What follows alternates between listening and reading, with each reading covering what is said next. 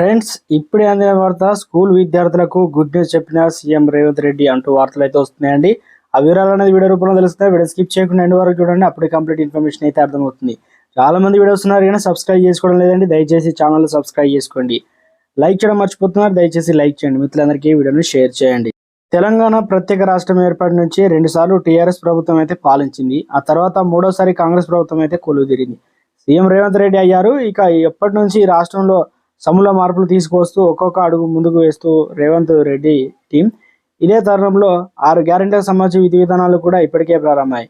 ఈ క్రమంలో రేవంత్ రెడ్డి సచివాలయం ప్రభుత్వ అన్ని శాఖల ప్రతినిధులతో సమీక్ష సమావేశాలు నిర్వహించిన ఓ కీలక నిర్ణయం తీసుకున్నట్లు తెలుస్తుంది. సాధారణంగా విద్యార్థుల యొక్క పుస్తకాల బరువును తగ్గించాలని ఆయన నిర్ణయం తీసుకున్నట్లు తెలుస్తుంది.